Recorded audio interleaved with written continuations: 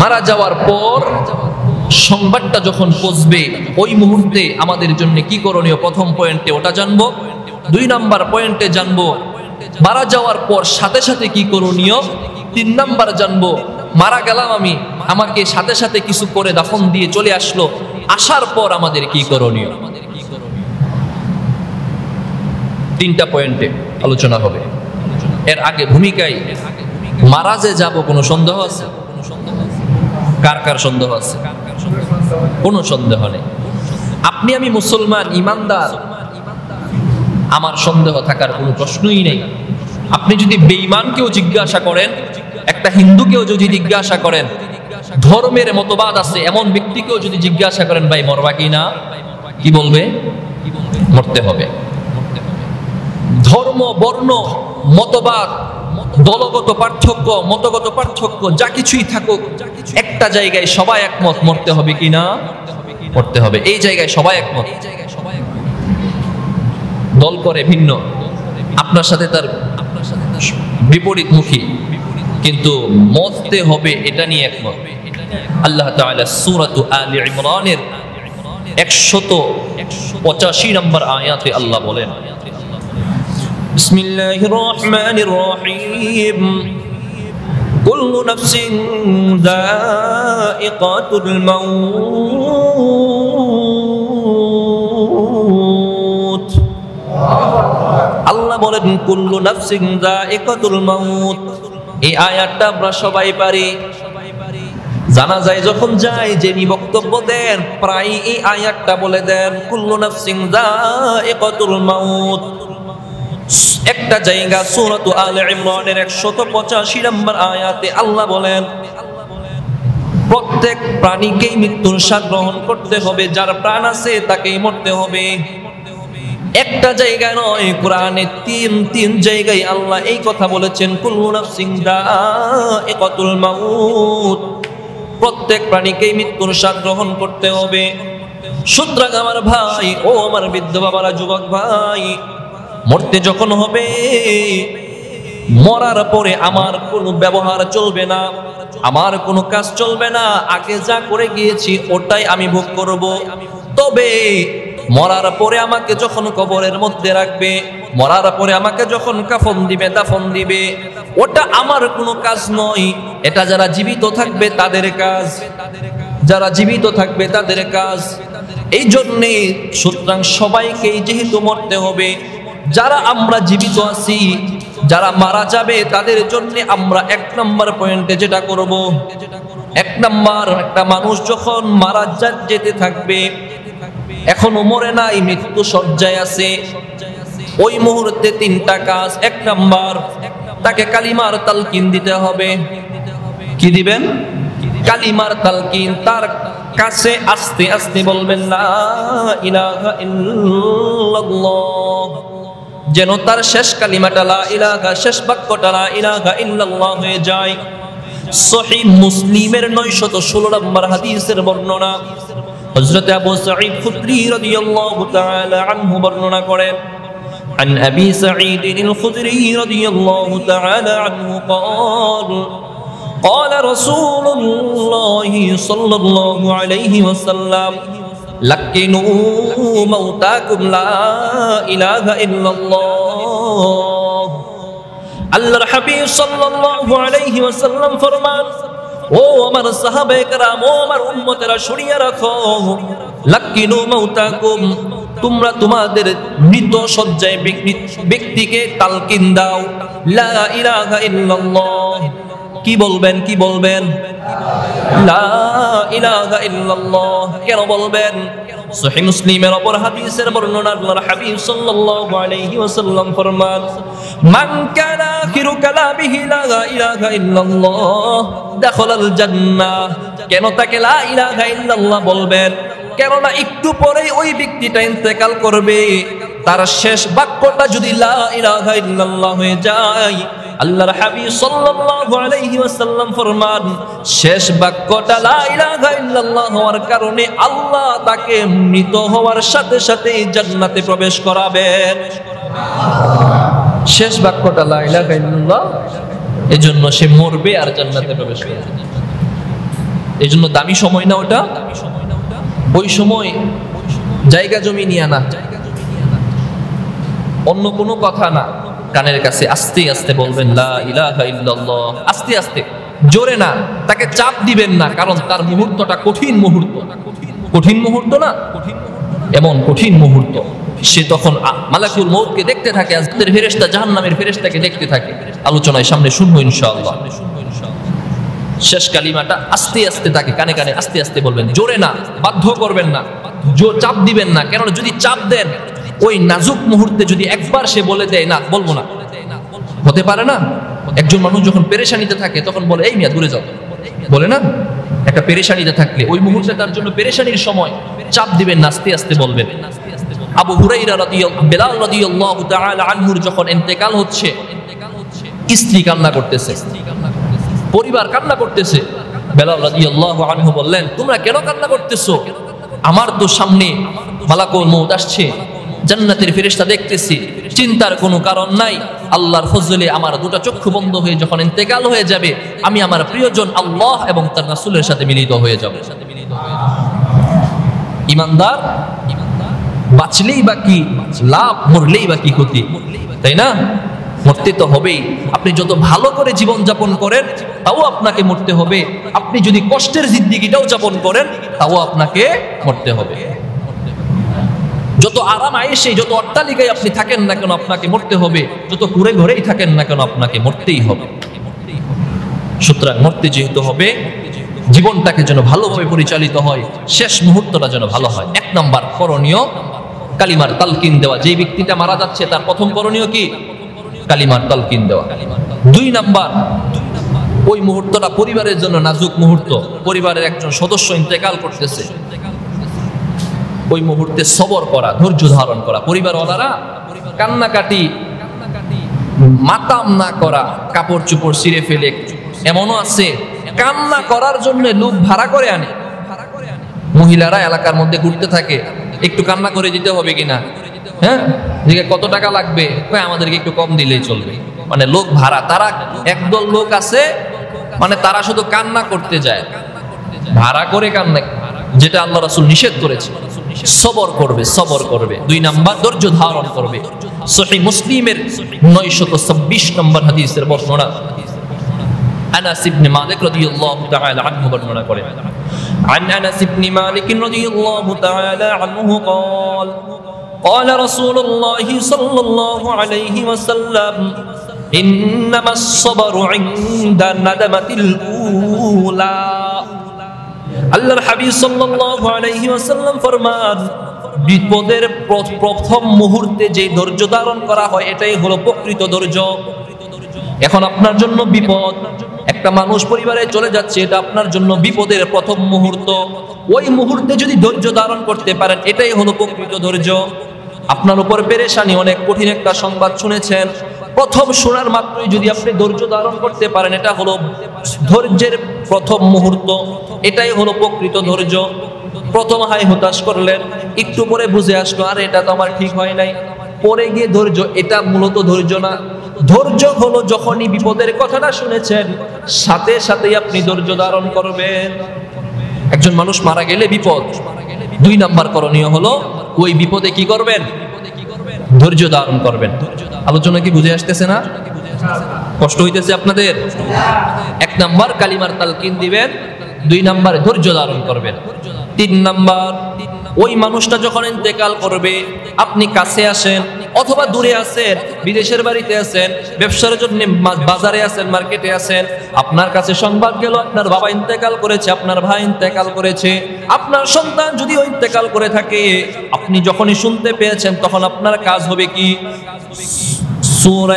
সূরা বাকারা 156 নম্বর আয়াতে আমাদের জন্য করণীয় কি আল্লাহ শিক্ষা দিচ্ছেন। আল্লাহ বলেন, বিসমিল্লাহির রহমানির রহিম, আল্লাযীনা ইযা আসাবাতহুম মুসিবা ক্বালু ইন্না লিল্লাহি ওয়া ইন্না ইলাইহি রাজিউন। আল্লাহ শিক্ষা দিচ্ছেন, যখন তোমার কোনো বিপদ হবে, কোন পেরেশানির কথা তুমি শুনতে পাবা, তোমার পরিবারের একজন যখন ইন্তেকাল করবে, কোনো একটা বিপদ যখন হবে, যখনই শুনতে পাবা তখন তুমি বলবা ইন্না লিল্লাহি ওয়া ইন্না ইলাইহি রাজিউন। এটা আমরা বলি না? এটা 3 নাম্বার করণীয়। 1 নাম্বার কালিমার তালকিন দিবেন, 2 নাম্বার সবর করবেন, 3 নাম্বার ইন্না লিল্লাহি ওয়া ইন্না ইলাইহি রাজিউন। এই 3টা কাজ করবেন। এটা হলো একটা মানুষ যখন মারা যাইতেছে তখনকার অবস্থা। প্রথম নাম্বার পয়েন্ট গেল, এই 3টা প্রথম পয়েন্টে শুনলাম 3টা। এবারে দ্বিতীয় পয়েন্ট, একজন মানুষ যখন মারা যায়, মারা যাওয়ার পর আমাদের জন্য করণীয় হলো 5টা। মারা যাওয়ার সাথে সাথে করণীয় কয়টা? 5টা। 1 নাম্বার করণীয় হলো তার 2টা চক্ষু বন্ধ করে দেয়া। 2টা চক্ষু বন্ধ করে দেয়া, কেননা তার জন্য অনেক কঠিন মুহূর্ত গিয়েছে। সহিহ মুসলিমের 920 নম্বর হাদিসের বর্ণনা, উম্মে সালামা রাদিয়াল্লাহু তাআলা আনহা বর্ণনা করেন, আমার স্বামী আবু সালামা যখন ইন্তেকাল করেন, আল্লাহর হাবিব সাল্লাল্লাহু আলাইহি ওয়াসাল্লাম আমার স্বামীর 2টা চক্ষু বন্ধ করে দিয়েছিলেন। আমার স্বামীর 2টা চক্ষু বন্ধ করে দিয়েছিলেন।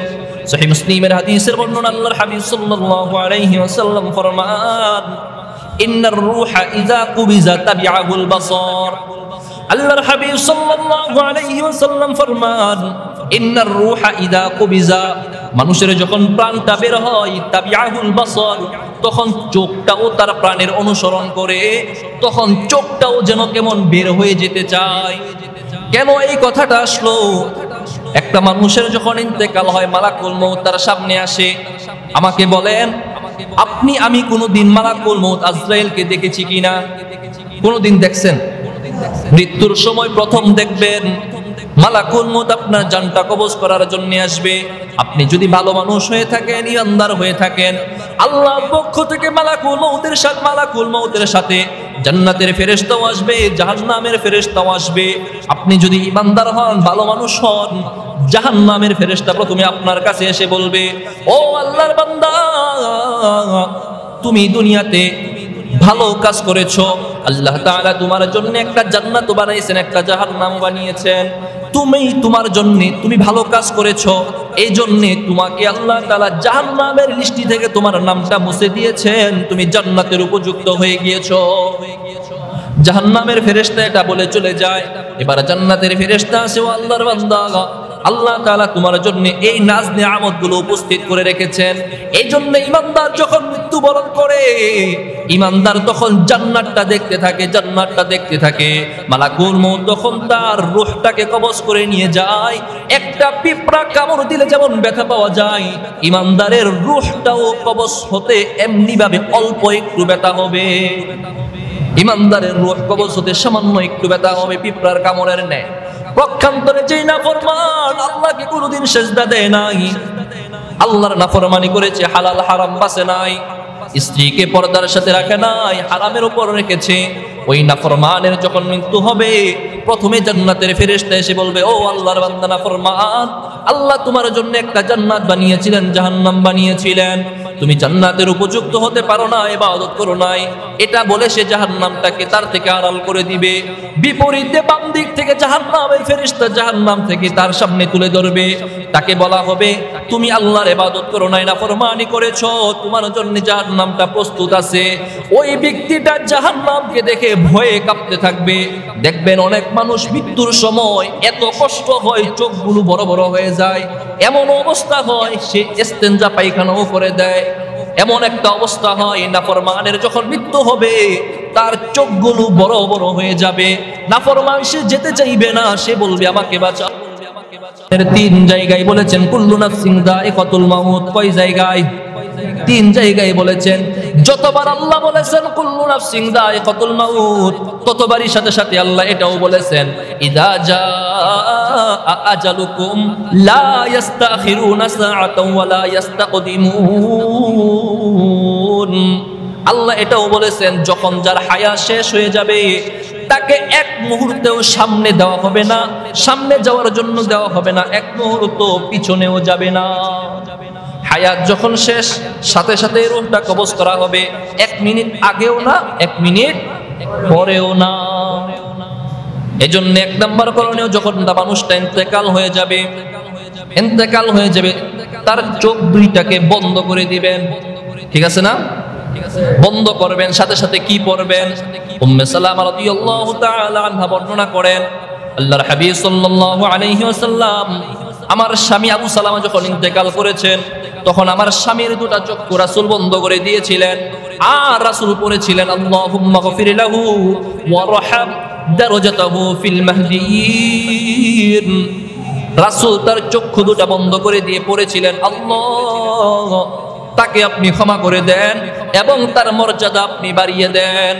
এজন্য এক নাম্বার আমাদের করণীয় হলো, একটা মানুষ যখন ইন্তেকাল করবে দুটা চক্ষু বন্ধ করে দিব, সাথে সাথে চক্ষু বন্ধ করার সময় পাঠ করব আল্লাহুম্মা গফির লাহু ওয়ারহাম দারাজাতাহু ফিল মাহদিয়িন। ঠিক আছে না? এটা পড়বেন। মনে যদি না থাকে হুজুরের কাছে আসবেন, হুজুর বলে দিবেন। যারা আমরা বাসায় কিতাব আছে অথবা কোনো জায়গা থেকে জানতে পারবো, সহিহ মুসলিমের 920 নম্বর হাদিস, এটা উম্মে সালামা রাদিয়াল্লাহু আনহা থেকে বর্ণিত। রাসূল তার স্বামীর আবু সালামার ইন্তেকালের পর দুটা চক্ষু বন্ধ করে দিয়ে এটা করেছিলেন। বলেন এটা কি আমাদের জন্য জরুরি না? জরুরি ভাই, জরুরি। প্রতিদিন সংবাদ আসতেছে, এই মরতেছে, উনি মরতেছে, উনি মারা যাচ্ছেন, উনি মারা যাচ্ছেন, একজন মারা যাইতেছেনি। আমি বা কয়দিন থাকবো, আমার বাবা বা কয়দিন দুনিয়াতে থাকবেন, চলেই যেতেই হবে। এজন্যে আমরা সবাই শিক্ষা নিয়ে যাব, পরিবারকে শিক্ষা দিব যেন আমার আগে যদি কেউ মারা যায় আমি এই আমলগুলো করব, আমি মারা যাওয়ার পরে আমার পরবর্তী ওয়ালারা যেন এই আমলগুলো করেন। এক নাম্বার, মারা যাওয়ার পর দুটা চক্ষু বন্ধ করে দিবেন, বন্ধ করার সময় পাঠ করবেন আল্লাহুম্মা গফির লাহু ওয়ারহাম দারাজাতাহু ফিল মাহদিয়িন। এক নাম্বার। দুই নাম্বার করণীয় হলো, একটা মানুষ যখন ইন্তেকাল করে, ইন্তেকালের পর 2 নাম্বার আপনার আমার জীবিতদের জন্য করণীয় হলো তাকে উত্তম ভাবে গোসল দেয়া। উত্তম ভাবে গোসল দেয়া। বড়ই পাতার পানি দিয়ে গোসল দেই না আমরা? বড়ই পাতার পানি দিয়ে গোসল দেই। সহিহ মুসলিমের 940 নম্বর হাদিসের বর্ণনা উম্মে আতিয়া রাদিয়াল্লাহু তাআলা আনহা বর্ণনা করেন, আল্লাহর হাবিব সাল্লাল্লাহু আলাইহি ওয়াসাল্লাম ফরমান, ইগসিলুহু বিমাইন ওয়া সিদরিন। আল্লাহর হাবিব সাল্লাল্লাহু আলাইহি ওয়াসাল্লাম ফরমান, তোমরা মৃতকে গোসল দাও পানি এবং বড়ই পাতা দিয়ে। কি দিয়ে? পানি এবং বড়ই পাতা দিয়ে। বড় ইন্টারেস্টিং, বড় আজীব কথা কি জানেননি?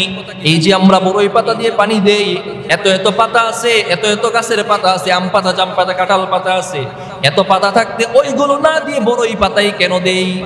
কেন দেই? কারণ হলো বড়ই পাতার আরবি হলো সিদরুন। নাম কি? আরবি কি? সিদরুন। সিদরুন মানে বড়ই পাতা।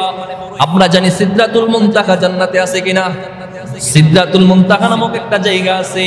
সিদরাতুল মুনতাহা এটাকে এই জন্যই বলা হয়, মুনতাহা ইন্তেহা মানে শেষ, ইবতিদা মানে শুরু, ইন্তেহা মানে শেষ। সিদরাতুল মুনতাহা বলা হয় দুনিয়ার শেষ যে সীমানাটা আছে, 7 আসমানের উপরে যে শেষ সীমানাটা আছে, ওখানে একটা বড়ই গাছ আছে। আল্লাহর আরশের পাশে একটা গাছ আছে, বড়ই গাছ, ওটার নাম হলো যেহেতু আরবি সিদরুন, এজন্য সিদরাতুল মুনতাহা বড়ই গাছ। বড়ই পাতা দিয়ে জন্যই গোসল দেয়া হয়। আল্লাহ গো, যেই মানুষটা মারা যাইতেছেন, দুনিয়ার এত এত দামি সাবান আছে, এত এত দামি শ্যাম্পু আছে, ফেস ওয়াশ আছে, এত কিছু দিয়ে গোসল দেই নাই, বড়ই পাতা দিয়ে দিয়েছি।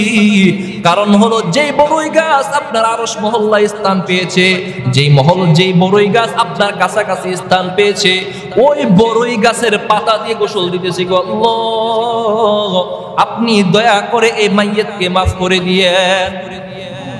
বুঝতে পারছেন নি কি জন্য দেওয়া হয়? এজন্য বড়ই পাতা। রাসূল আদেশ দিয়েছেন, ইগসিলুহু বিমাইন ওয়া সিদরিন, বড়ই পাতা এবং তার পানি দিয়ে গোসল দাও। সাবান যদি নাও থাকে কোনো জরুরি বিষয় না, কিন্তু বড়ই পাতা খুঁজে বের করে দিবেন। রাসূল সাল্লাল্লাহু আলাইহি ওয়াসাল্লামের কন্যা যায়নাব রাদিয়াল্লাহু তাআলা আনহা যখন ইন্তেকাল হয়ে গিয়েছিল, রাসূল উম্মে আতিয়াকে আদেশ করেছিলেন, ইগসিলনাহা সালাসান আও খামসান আও আকসার মিন যালিক, একটা মাইয়িতকে যখন গোসল দিবেন, কয়বার গোসল দিবেন, কতবার তার শরীরটাকে ধৌত করবেন? রাসূল তার কন্যা যায়েনাব রাদিয়াল্লাহু তাআলা আনহার ইন্তেকালের পর উম্মে আতিয়া রাদিয়াল্লাহু তাআলা আনহাকে গোসল করানোর জন্য আদেশ দিয়েছিলেন এবং বলেছিলেন তোমরা তাকে 3 বার অথবা 5 বার অথবা তার চেয়ে বেশি বার গোসল দাও। একবার শুধু পানি দিলেন না, না না, 3 বার অন্তত পক্ষে তার শরীরটা পানি দিয়ে ভালোভাবে ধৌত করবেন। ঠিক আছে না? 2 নম্বর করণীয় হলো ভালোভাবে 3 বার 5 বার বা তার চেয়ে বেশি পরিমাণে বরই পাতা এবং পানি দিয়ে গোসল করাবেন। 3 নম্বর করণীয় হলো তারা জানাজার নামাজ আদায় করবেন। না, জানাজার আগেও আরেকটা কাজ আছে, কাফন দেওয়া, কাফন পরানো আছে না? গোসলের পর তাকে কাফন পরানো হবে। কিভাবে কাফন পরাবেন? আল্লাহর হাবিব সাল্লাল্লাহু আলাইহি ওয়াসাল্লাম ফরমান, সহিহ মুসলিমের 943 নম্বর হাদিসের বর্ণনা, জাবির ইবনে আব্দুল্লাহ রাদিয়াল্লাহু তাআলা আনহু বর্ণনা করেন, আল্লাহর হাবিব সাল্লাল্লাহু আলাইহি ওয়াসাল্লাম ফরমান, ইযা কাফানা আহাদুকুম আখাহু ফালইউহসিন কাফানাহু, তোমরা যখন তোমাদের কোনো ভাইয়ের কাফন দিবা তাকে ভালোভাবে কাফন দাও, ভালোভাবে তাকে কাফনে মোড়াও। পুরুষ হলে 3টা, মহিলা হলে 5টা কাপড় দিয়ে উত্তমভাবে তাকে কাফন দাও। 3 নাম্বার, সময় সংক্ষেপ আকারে বলে শেষ করে দিতেছি, যখন মানুষটা মৃত্যু হয় সাথে সাথেই 3 নাম্বার করণীয় হলো তাকে উত্তমভাবে কাফন দেয়া। 4 নাম্বার করণীয় হলো তার জানাজায় শরীক হওয়া। সহিহ মুসলিমের 947 নম্বর হাদিসের বর্ণনা, আব্দুল্লাহ ইবনে আব্বাস রাদিয়াল্লাহু তাআলা আনহু বর্ণনা করেন, মান মাতা আলাইহি ইউসাল্লি আলাইহি উম্মাতুম মিনাল মুসলিমিন ইয়াবলুগুনা মিআতান। আল্লাহর হাবিব সাল্লাল্লাহু আলাইহি ওয়াসাল্লাম ফরমান, কেউ যখন কারো জানাজায় শরীক হয় এবং তার জানাজায় যদি 100 মানুষ উপস্থিত হয়, ইয়াশফাউনা লাহু ওয়া ইউশাফা লাহু, ওই 100 মানুষ তার জন্য দোয়া করে, তার জন্য যে দোয়া করবে আল্লাহ তাআলা তাদের এই দোয়াগুলোকে কবুল করে নেবেন। জানাজায় যদি 100 মানুষ হয়, তারা যদি দোয়া করে আর আল্লাহ এই দোয়া কবুল করে নেবেন। আমাদের সমাজে 100 মানুষ না আরো বেশি হয়, কিন্তু নিয়তের মাঝে গড়বড় আছে। এলাকার যারা নেতা আছে, সামনে নির্বাচন, আমি ভোটটা পাইতে হইলে জানাজায় সবার আগে যেতে হবে, মাগরিবের নামাজ পড়িবা না পড়ি, জোহরের নামাজ ফরজ নামাজ বাদ যাক, কিন্তু জানাজায় শরীক হতে হবে। জানাজায় এসে দেখা যায় নিজের বাবার জানাজা কিন্তু কিছুই জানি না, জানাজার নামাজ পড়তে দাঁড়াইছে, আল্লাহু আকবার, ইমাম সাহেব বলছেন হেও হাত তুললে আল্লাহু আকবার। রাগ করতেছেন আজি সাহেব? জানাজার নামাজের অবস্থাটা এমন হয়ে গিয়েছে, অথচ জানাজার ব্যাপারে কথা আছে। সহিহ মুসলিমের 948 নম্বর হাদিসের বর্ণনা, আয়েশা সিদ্দিকা রাদিয়াল্লাহু তাআলা আনহা বর্ণনা করেন, কেউ যখন জানাজায় উপস্থিত হবে, জানাজায় উপস্থিত হলে তাকে 1 কিরাত সওয়াব দেওয়া হবে। সাহাবায়ে কেরাম প্রশ্ন করলেন, মাল কিরাত ইয়া রাসূলুল্লাহ, ইয়া রাসূলুল্লাহ, ইয়া হাবিবাল্লাহ, কিরাত কি জিনিস? 1 কিরাত মানে কত সওয়াব? আল্লাহর হাবিব সাল্লাল্লাহু আলাইহি ওয়াসাল্লাম ফরমান, মিসলা উহুদিন, 1 কিরাত মানে উহুদ পাহাড় সমান। উহুদ পাহাড় দেখছেন নি? হাদিস দেখছেন না? উহুদ পাহাড় বিশাল পাহাড়, মানে একদিক দিয়ে ঘুরে যাইলেও আপনার অনেক সময় পরিমাণ লাগবে, অনেক বড় পাহাড়। আল্লাহর হাবিব সাল্লাল্লাহু আলাইহি ওয়াসাল্লাম ফরমান, জানাজার নামাজে উপস্থিত হলেই যারা উপস্থিত হবে আল্লাহ তাআলা তাদেরকে 1 কিরাত সওয়াব দান করবেন। এজন্য জানাজায় শরীক হবেন, উদ্দেশ্য থাকবে সওয়াবের আশায়। এমন নয় একটা রাজনৈতিক বক্তব্য দিতে পারবো, জানাজায় গিয়ে দাঁড়িয়ে অনেক লম্বা বক্তব্য দেয় না, না এটা করবেন না। যেটা দরকারি কথা, তার পরিবারের পক্ষ থেকে ঋণের কথাটা বলা হবে, ইমাম সাহেবের পক্ষ থেকে জানাজার নিয়ম এবং তার মোটিভেশনাল কিছু আবেগী কথা বলা হবে, এই পর্যন্তই শেষ, তার চেয়ে বেশি কোনো কথা নয়। রাজনৈতিক বক্তব্যের জায়গা জানাজা নয়, ওখানে কোনো ইন্টেনশন নিয়ে যাওয়াও যাবে না, এখানে কেন করবেন না, কেন করা যাবে না। 5ম পয়েন্ট, মানুষ মারা যাওয়ার পর দাফন। জানাজার পরে জানাজার সময় লম্বা সময় না করা, এটা হাদিসের শিক্ষা।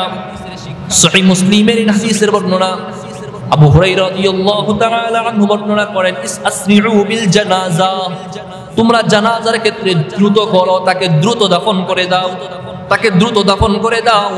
কারণ কি? কারণ হলো এই মানুষটা যদি নেককার হয়ে থাকে, ভালো মানুষ হয়ে থাকে, তাকে দুনিয়ার এই নাপাকিতে আর কত রাখবা? তাড়াতাড়ি কবরে দাও। কবরে দেওয়ার সাথে সাথে তার নাজ নিয়ামত শুরু হয়ে যাবে।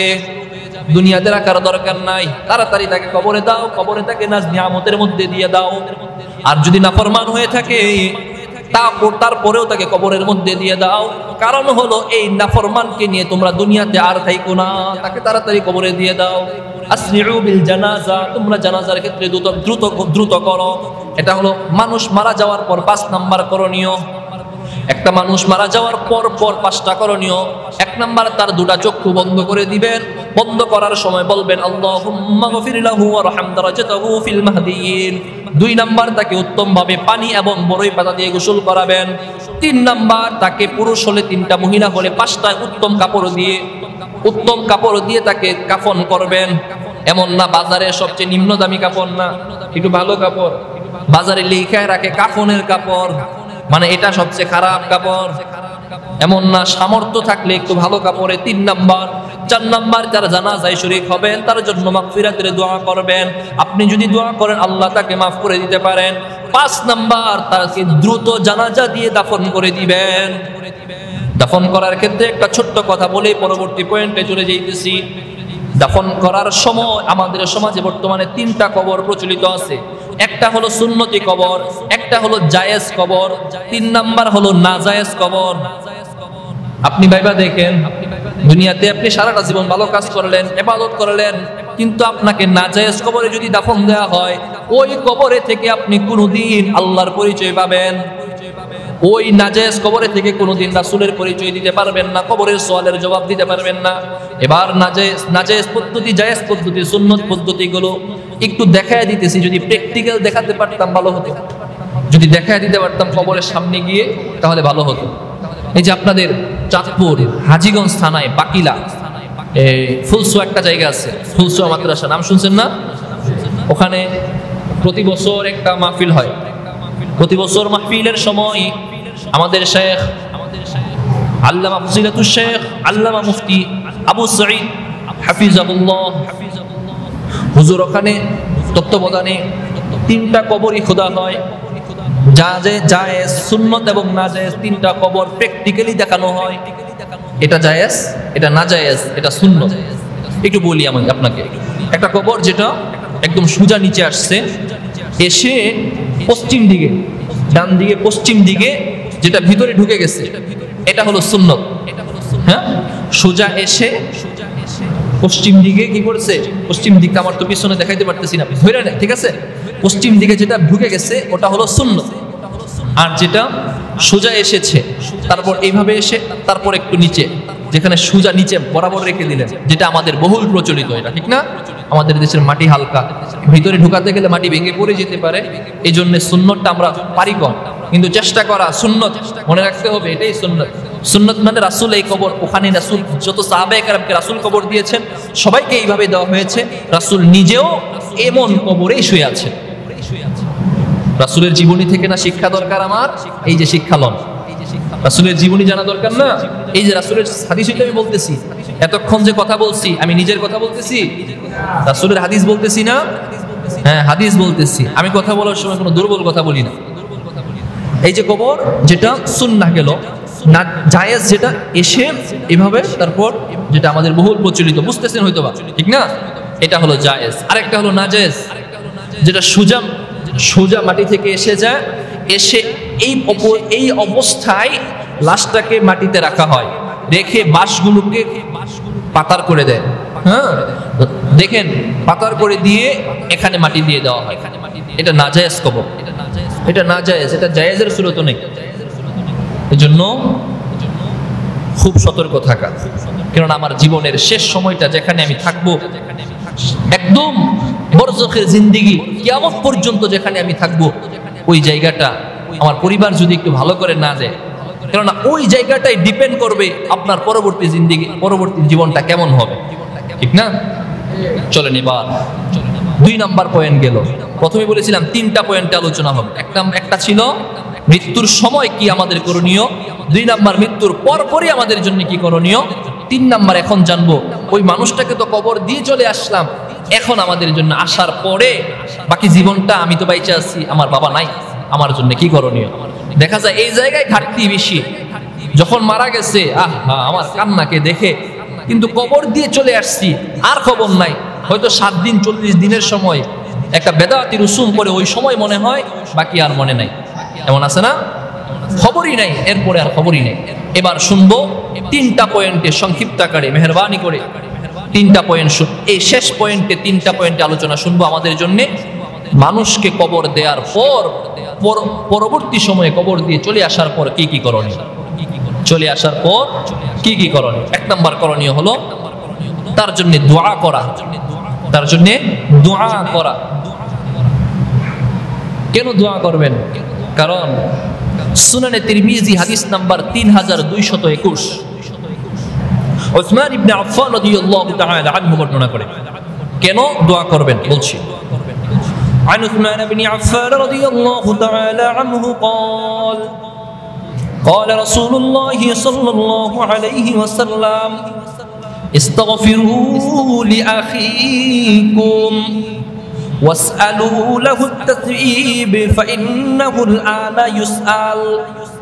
আল্লাহর নবীর জালিলুল কদর সাহাবী হযরত উসমান ইবনে আফফান রাদিয়াল্লাহু তাআলা আনহুর বর্ণনা, তিনি বলেন আল্লাহর হাবিব জনাবে মুহাম্মদুর রাসূলুল্লাহ সাল্লাল্লাহু আলাইহি ওয়াসাল্লাম ফরমান ইস্তাগফিরু লিআখিকুম, তোমরা তোমাদের ভাইয়ের জন্য ক্ষমা প্রার্থনা করো, ভাইয়ের জন্য ক্ষমা প্রার্থনা করো। ফাইন্নাহুল আনা ইউসআল, তার জন্য ইস্তেকামাতের দোয়া করো, সে যেন স্থির থাকতে পারে এই দোয়া করো, কেননা এখন তাকে প্রশ্ন করা হবে। কবরে যখন রাখা হয় 3টা প্রশ্ন করা হয় কিনা? প্রশ্ন করা হয় মান রব্বুকা ওয়া মান দীনুকা ওয়া মা হাযার রাসূল, রাসূলকে দেখিয়ে বলা হয় এই ব্যক্তিটাকে বলো। বলা হয় তোমার রবকে, মান রব্বুকা ওয়া মান দীনুকা, তোমার ধর্ম কি? প্রশ্ন ফাঁস করে দেওয়া হয়েছে কিনা?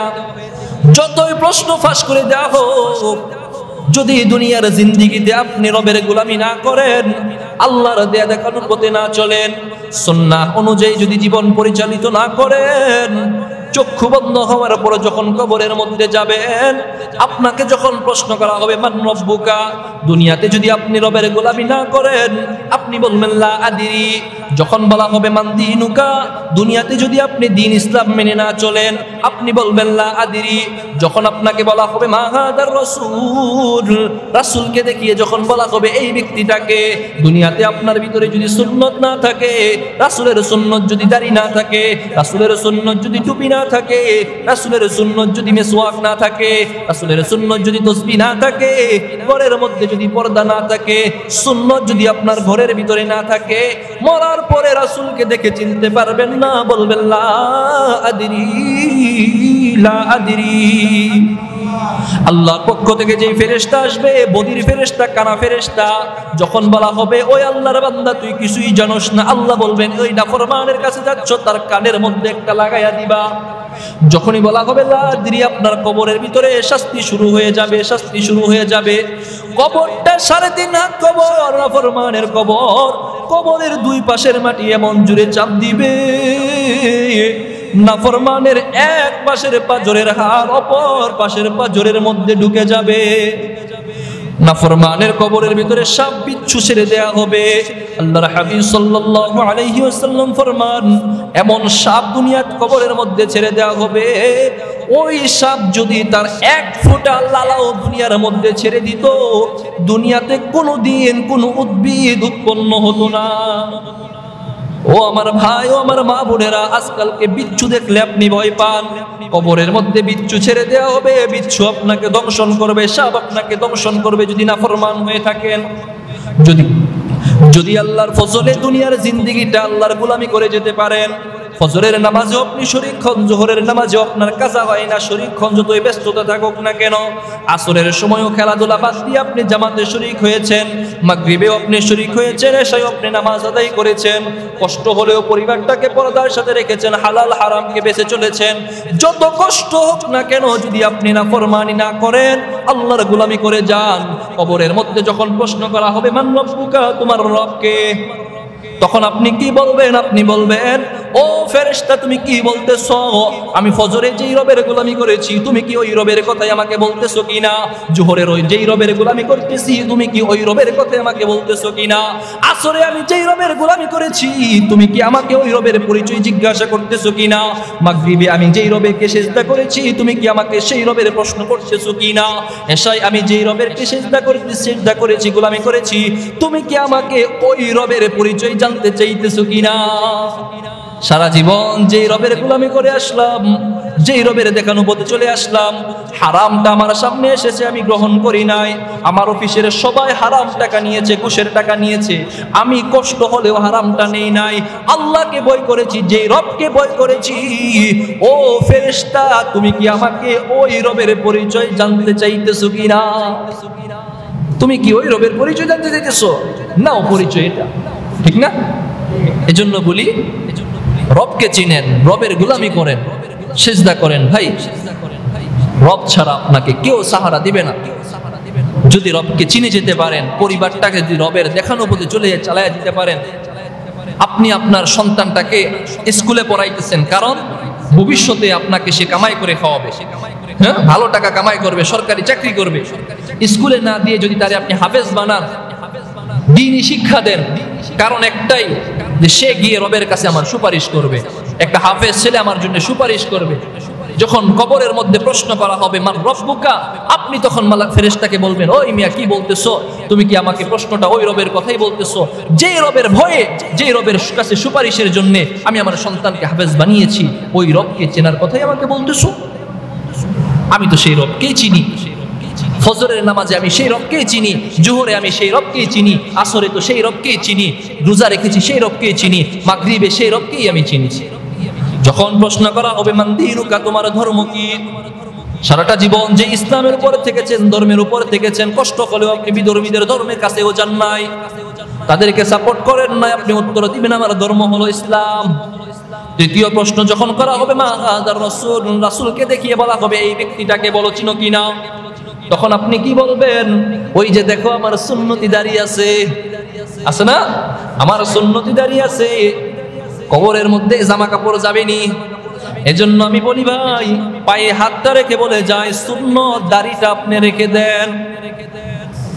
দাড়ি রাখা ওয়াজিব, ইখতিলাফ যতই হোক, যত বাধা আসুক না কেন, দাড়িটা রেখে দেন।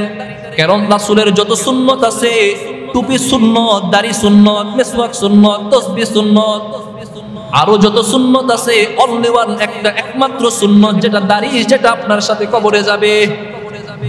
মিসওয়াক আপনার সাথে কবরে যাবে না, তাসবিহ আপনার সাথে কবরে যাবে না, টুপি পাঞ্জাবি পায়জামা আপনার সাথে কবরে যাবে না। একমাত্র সুন্নত যেটা আপনার সাথে কবরে যাবে সেটা হলো দাড়ি। যখন আপনাকে প্রশ্ন করা হবে মা হাযার রাসূল, এই নবীকে চিনো কিনা, উনি কে?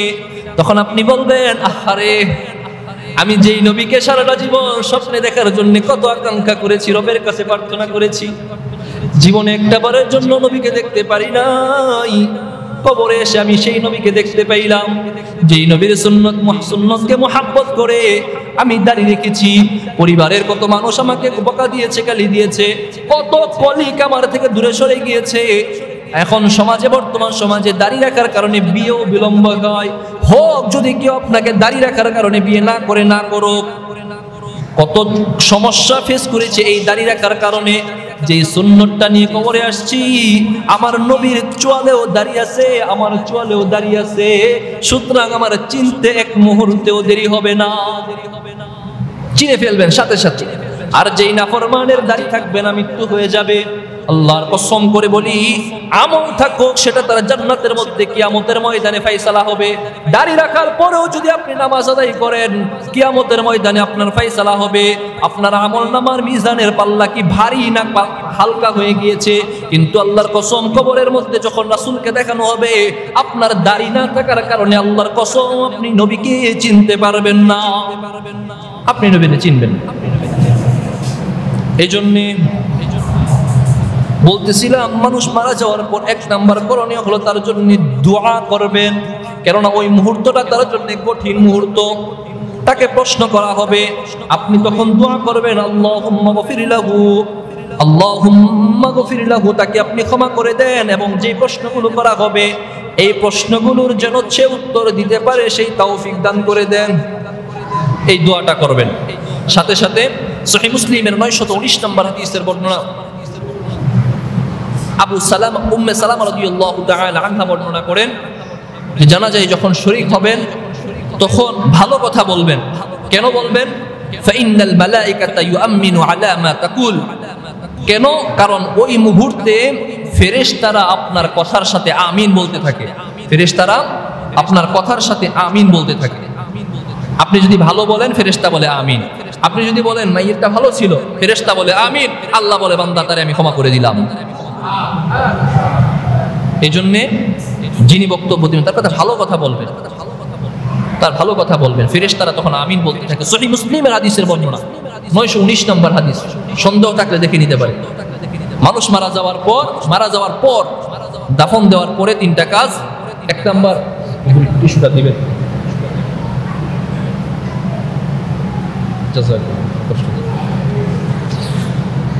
কবর দেওয়ার পর 3টা কাজ। এক নাম্বার, তার জন্য দোয়া করা, তার জন্য দোয়া করা।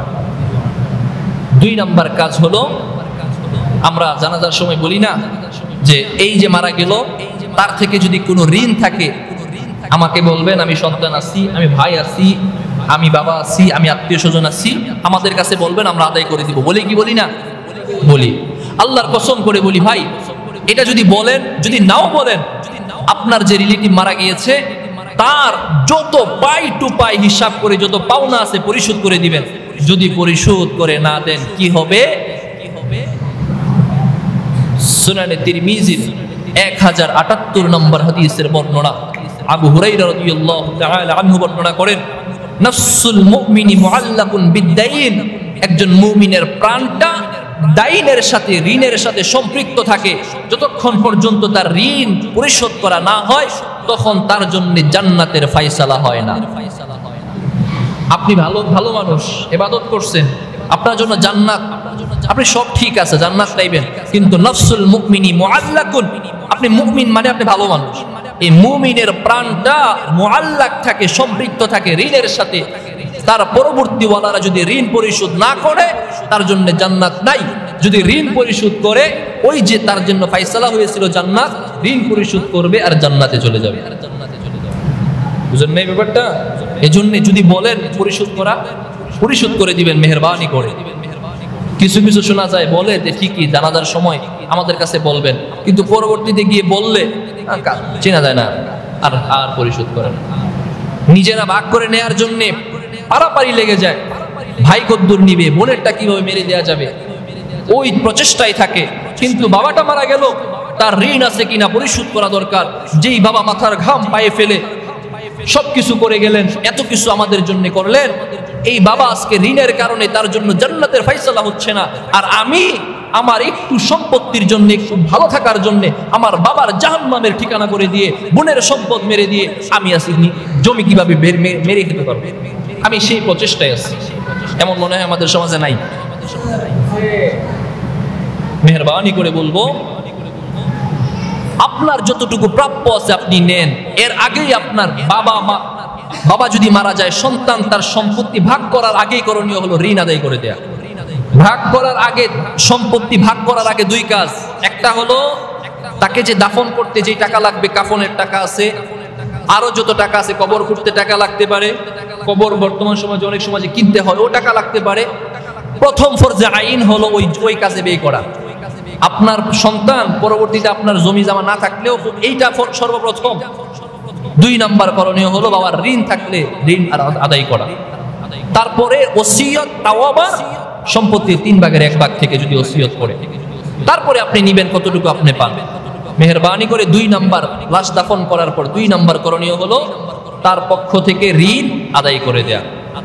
3 নম্বর করণীয়, সর্বশেষ পয়েন্টে আমি চলে আসছি। আলোচনা আগমন করেছেন, আলোচনার কিছুক্ষণ একটা জিনিস আমি আপনাদেরকে জানিয়ে দিচ্ছি, তারপর শেষ করে দিতেছি। আপনাদের কষ্ট হচ্ছে? 5 থেকে সর্বোচ্চ 10 মিনিট, ঠিক আছে না ইনশাআল্লাহ?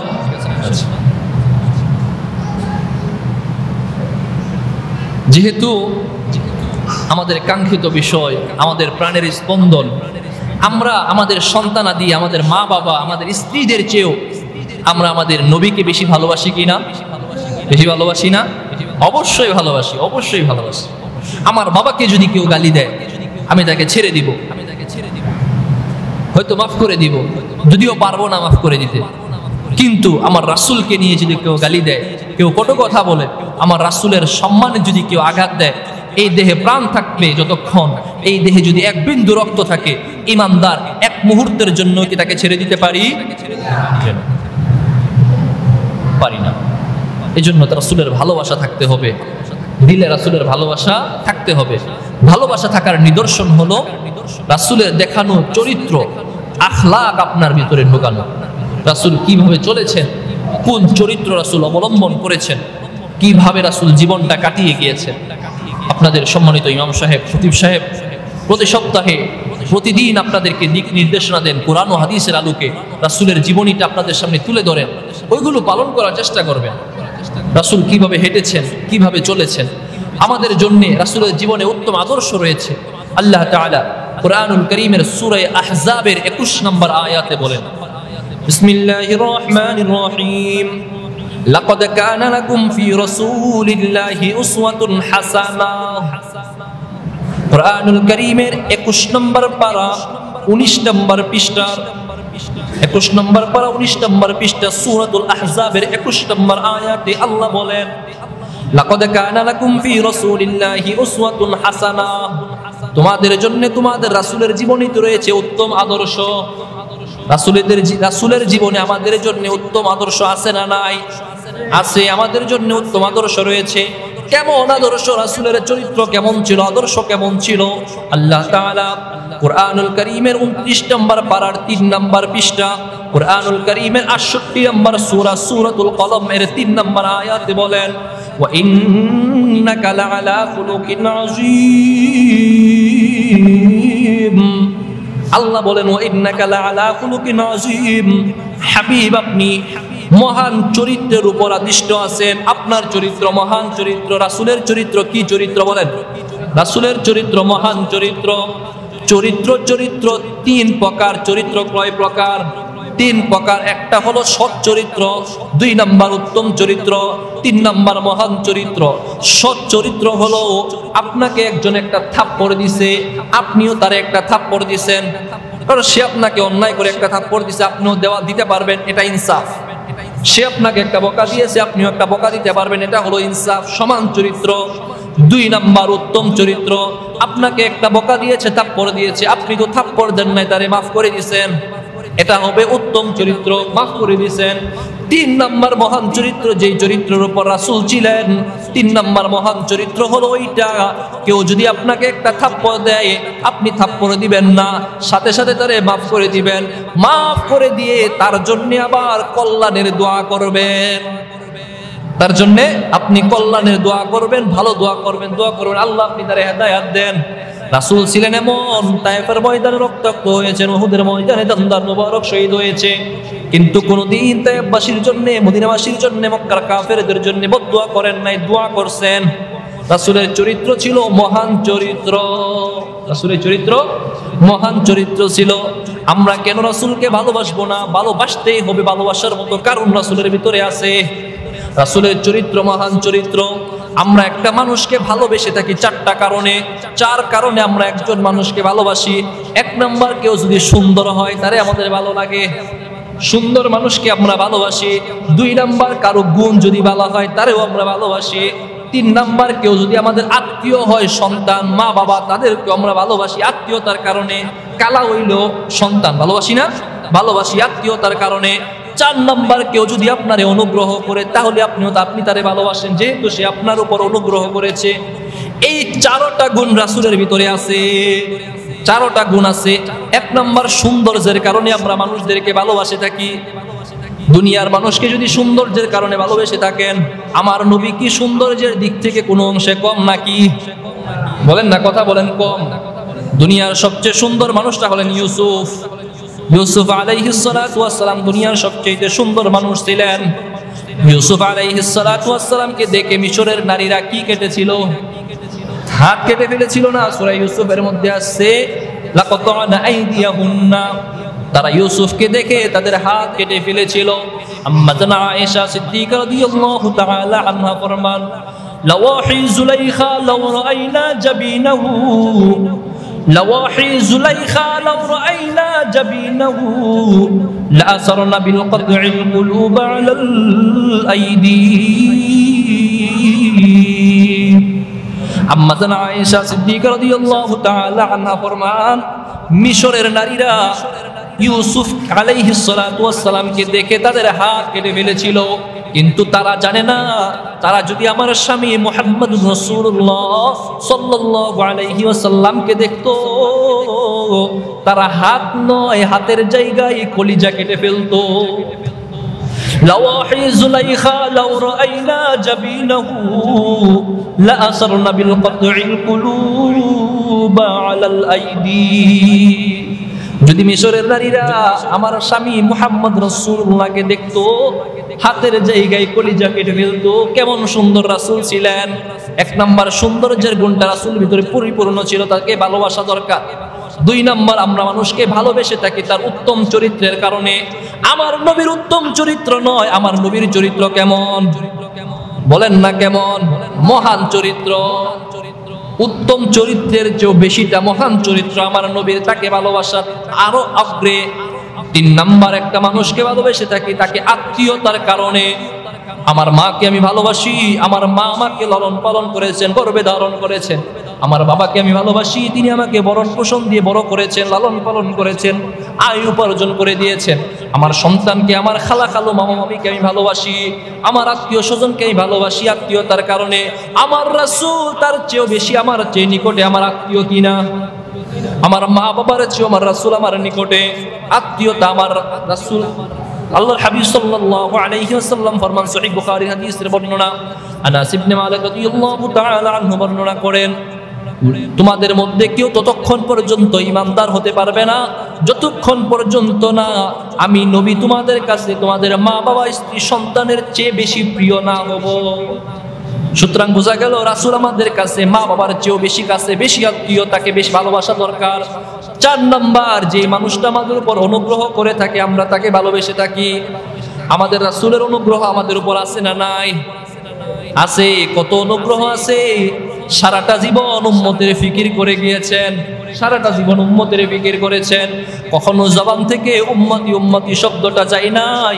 মৃত্যুর সময় হালাতে গড়গড়ায় মালাকুল মউত যখন সামনে, মালাকুল মউতের সামনে মৃত্যুর সময় রাসূল বলেছেন উম্মতি উম্মতি উম্মতি। ওই মুহূর্তে রাসূল বলেছেন উম্মতি। আল্লাহর হাবিব সাল্লাল্লাহু আলাইহি ওয়াসাল্লামের কাছে কিছুদিন জিবরাইল আমিন আসা বন্ধ হয়েছিল। কাফেররা ইহুদিরা ভাবতেছিল রাসূলের কাছে ওহী আসা বন্ধ হয়ে গিয়েছে। আল্লাহ তাআলা সান্ত্বনা স্বরূপ সূরাতুদ দুহা নাজিল করে দিয়েছিলেন। আল্লাহ তাআলা নাজিল করেছেন ওয়াদ-দুহা ওয়াল-লাইলি ইযা সাজা মা ওয়াদ্দাআকা রাব্বুকা ওয়া মা ক্বালা ওয়ালাল আখিরাতু খায়রুল লাকা মিনাল উলা। তারপরে আল্লাহ বলেন ওয়ালা সাউফা ইউতিকা রাব্বুকা ফাতারদা। হাবিব আমার, আমি আপনাকে অচিরেই সন্তুষ্ট করব। কিছুদিন ওহী আসা বন্ধ হয়ে গিয়েছে, রাসূল পেরেশান হয়ে গিয়েছেন। কাফের মুশরিকরা ইহুদিরা ভাবতেছে নবীর উপর এতদিন যে জাদু হইতো, যেই ব্যক্তিটা আসতো সে আর আসে না। আল্লাহ সান্ত্বনা দিচ্ছেন হাবিব আমার, ওয়ালা সাউফা ইউতিকা রাব্বুকা ফাতারদা, আমি অচিরেই আপনাকে সন্তুষ্ট করব, আপনাকে আমি অচিরেই সন্তুষ্ট করব। যখন এই কথা জিবরাইল আমিন আয়াত নিয়ে অবতীর্ণ হয়েছেন, আল্লাহর হাবিব সাল্লাল্লাহু আলাইহি ওয়াসাল্লাম জিবরাইলকে বলেছেন জিবরাইল আমিন থামুন থামুন থামুন। আল্লাহ যে বলছেন আমাকে সন্তুষ্ট করবেন, আল্লাহ কিভাবে আমাকে সন্তুষ্ট করবেন যদি একটু আল্লাহ বলে দেন। জিবরাইল আমিন আল্লাহর কাছে আবেদন করেছেন, আল্লাহ আপনার হাবিব জানতে চেয়েছেন আপনি তাকে কিভাবে সন্তুষ্ট করবেন। আল্লাহ তাআলা জানায় দিলেন, হাবিব আমার, আপনাকে আমি এই পর্যন্ত এইভাবে সন্তুষ্ট করব, আপনি যেটা চাইবেন আমি আপনাকে সেটাই দান করব। আপনি যেটা চাইবেন। তখন আল্লাহর কাছে হাবিব দোয়া করেছিলেন, আল্লাহ, আমি চাচ্ছি কিয়ামতের ময়দানে আমি আমার উম্মতের জন্য সুপারিশ করব, যে উম্মতটা এক যাররা পরিমাণ ঈমান নিয়ে কবরে যাইবে তাকেও আপনি মাফ করে দিয়ে জান্নাত দান করে দেন। নবী আমাদের জন্য সুপারিশ করবেন, ওই মুহূর্তেও বলেন নাই, জীবনের কোনো মুহূর্তেও বলেন নাই। উম্মতি উম্মতি করে গিয়েছেন। তায়েফের ময়দানে যখন রক্তাক্ত হলেন, মক্কা থেকে অনেক আশা নিয়ে তায়েফে গিয়েছেন, কিন্তু তায়েফবাসী দাওয়াত কবুল করে নাই, রাসূলকে রক্তাক্ত করে দিয়েছে। পাহাড়ের ফেরেশতা এসে রাসূলকে বলেছেন, ইয়া রাসূলুল্লাহ, ইয়া হাবিবাল্লাহ, একটা মুহূর্তের জন্য আপনি বলেন আমি পাহাড়ের ফেরেশতা দুই পাহাড়ের চাপ দিয়ে তায়েফবাসীকে ধ্বংস করে দেই। রাসূল বলেছেন, ও পাহাড়ের ফেরেশতারা শুনে রাখো, আমি আশা রাখি এই তায়েফবাসী থেকে পরবর্তী ওয়ালারা মুসলমান হবে। তাদেরকে মাইরো না। অনুগ্রহ করছেন, আমাদের উপর অনুগ্রহ করছেন। এই জন্য রাসূলকে মহাব্বত করার দরকার আছে না নাই? রাসূলের মহাব্বত বাহ্যত দেখা যাওয়া দরকার আছে। হ্যাঁ, আপনার চেহারায় যেন রাসূলের মহাব্বত থাকে। আজকের এই রজনীতে আমরা এই শিক্ষাটা নেই। যে সমস্ত ভাইয়েরা সুন্নত তরিকায় দাড়ি নাই, কেটে ফেলছেন অথবা রাখছেন একটু একটু কাইটা অর্ধেক, আল্লাহর কসম আপনি দাড়িটা রেখে দেন, দাড়িটা রেখে দেন। আর দাড়িতে খুর দিয়েন না, রাসূলকে কষ্ট দিয়েন না। কবরে চলে গেলে যেন আপনি প্রশ্নের উত্তর দিতে পারেন। আজকে ওয়াদা করেন যেই নবী আপনার জন্য এত কষ্ট করে গেলেন, সেই নবীর সুন্নাহটা আপনার চোয়ালে থাকবে ইনশাআল্লাহ। ওয়াদা করতে পারি না ইনশাআল্লাহ? আল্লাহ কবুল করেন, বলেন আমিন। দেখেন নবী আমাদের জন্য কিভাবে কষ্ট করে গেছেন।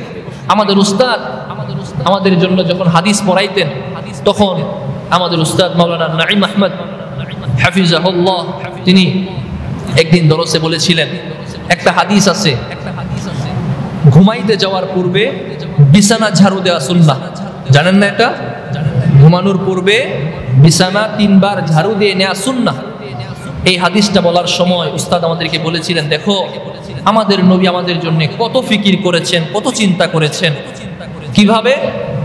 এইভাবে দেখো, একটা বিছানা যদি ঝাড়ু না দাও, হয়তোবা বিছানার মধ্যে পিঁপড়া থাকতে পারে, কষ্টদায়ক কোনো প্রাণী থাকতে পারে, পিপিলিকা, তেলাপোকা থাকতে পারে, কষ্টদায়ক প্রাণী থাকতে পারে। ঝাড়ু দিয়ে সেটা সরায় নাও। রাসূল চান না, নবী চান না ঝাড়ু ছাড়া একটা উম্মত শুয়ে যাবে আর এই উম্মতটাকে একটা কষ্টদায়ক প্রাণী ওই উম্মতকে কষ্ট দিবে। রাসূল এটা চান নাই। রাসূল চেয়েছেন ওই প্রাণীটাকে সরায়া যেন ঝাড়ু দিয়ে নাও, এটা সুন্নাহ। রাসূল চান নাই যে উম্মতকে কষ্ট দিবে, প্রাণীটাই কষ্ট দিবে। যেই রাসূল আমাদের জন্য কতটা ফিকির করেছেন, সেই নবীর একটু মহাব্বত দিলে থাকা চাই না? এই জন্য রাসূলের উপর দুরূদ পাঠ করবেন, বেশি বেশি দুরূদ পড়বেন, রাসূলের সুন্নাহটা নিজের ভিতরে রাখবেন। হ্যাঁ, শুধু দাড়িটাই সুন্নাত না, মেসওয়াকটা রাখবেন, তাসবিহটা রাখবেন, মসজিদে আসলে পাঞ্জাবি পরে আসার চেষ্টা করবেন, টুপিটা রাখবেন, পারলে পাগড়ি পরে নামাজ পড়বেন, ঠিক না? আপনাকে যদি কেউ দাওয়াত দেয়, হ্যাঁ, সেই দাওয়াতটা যদি আপনার বিয়ার একটা অনুষ্ঠান হয়, তাহলে আপনি চাইবেন ওই জায়গায় যেরকম পোশাক মানায় সেরকম পোশাক পরে যাওয়ার জন্য, ঠিক না? সবাই যদি হয় জেনারেল শিক্ষিত এবং ওয়েস্টার্ন এবং কমিউনিটি সেন্টারে বিয়ে, কোনো পর্দা নাই, আপনি কি সেখানে পাঞ্জাবি পরে যেয়ে ঠকবেন নি? আপনি সবসময় পাঞ্জাবি পরলেও চিন্তা করবেন আজকে একটু প্যান্ট শার্টটা পরে যাই, চিন্তা করবেন না? চিন্তা করবেন। আর যদি কোনো হুজুর আপনারা দাওয়াত দেয়, আপনি প্যান্ট শার্ট পরে যাইবেন না, চিন্তা করবেন একটু অন্তত পাঞ্জাবিটা পরে যাই। আমার সাথে আমার 2-3 জন বন্ধু আছে, আমি যাদের সাথে একটু বের হই বা বাহিরে যাই, ওরা আমার সাথে যখন যায়, ওরা অফিস করলেও প্যান্ট শার্ট থাকে অথবা অন্য কোনো ড্রেস থাকে। এখন আমার সাথে যদি কোনো মাহফিল বা কোথাও যায়, ওরা বাড়িতে গিয়ে হলেও পাঞ্জাবিটা পরে আসে। এটা বুঝাইতে যাইতেছি, একটা জায়গায় গেলে আপনি চিন্তা করেন যে ওই জায়গার সাথে যেটা মানাবে সেটা পরার জন্য, কিন্তু মসজিদে আসতেছেন, যে মালিকের কাছে দরবারে আপনি আসতেছেন, সে মালিকের পছন্দিদা পোশাক আপনার থাকবে না। এটা কেমন মুসলমান হলেন আপনি? পরে আসছেন কোনটা, যেটা নিয়ে আপনি সারাদিন কাজ করছেন, ওই পোশাকটাই পরে চলে আসছেন। একটু কি আপনার সময় ছিল না যে আপনি একটু চলে আসবেন? তারপরও আসবেন, গুনাহ যতই হোক তারপরও মালিকের দরবারে আসবেন। গুনাহ যদি হয় মিনিটে মিনিটে, তওবা করতে আসবেন সেকেন্ডে সেকেন্ডে, তওবা করতে আসবেন সেকেন্ডে সেকেন্ডে। কেননা মালিক আপনার জন্য সব সময় রহমতের দরজা খোলা রাখছে, সব সময় খোলা রাখছেন। দুনিয়ার যত বড় ডিগ্রিধারী মানুষ হোক না কেন, ম্যাজিস্ট্রেট হোক না কেন, তার কাছে আপনাকে যেতে হলে নির্দিষ্ট টাইম মেনটেন করতে হবে। টাইম শেষ, ওভার, অফিস টাইম 4টায়, আপনি 4টা 1 মিনিটে গেলেও বলবে কালকে আসো, পরের দিন এসো। পিওনি আপনাকে ভিতরে ঢুকতে দেবে না। যদি তারপরও আপনি দাঁড়ায় থাকেন, বের হওয়ার পরে যদি শুনেন, তাকে ডাক দেন, অথবা ম্যাজিস্ট্রেটের কাছে আপনি যান, সে আপনার কথাটা এমনভাবে শুনবে যেন শুনেই নাই আগামীকালকে এসো। কিন্তু মালিকের দরবারটা কি আগামীকালকের জন্য না, রাত 2টায়ও যদি আপনি মালিককে ডাক দেন, আল্লাহ বলেন লা তাখুযুহু সিনাতু ওয়ালা নাওম, আমি রবকে কোনো নিদ্রা এবং ঘুম আচ্ছন্ন করে না। তুমি বান্দা যখনই ডাক দিবা, আমি তোমাকে তখনই মাফ করার জন্য উপস্থিত আছি।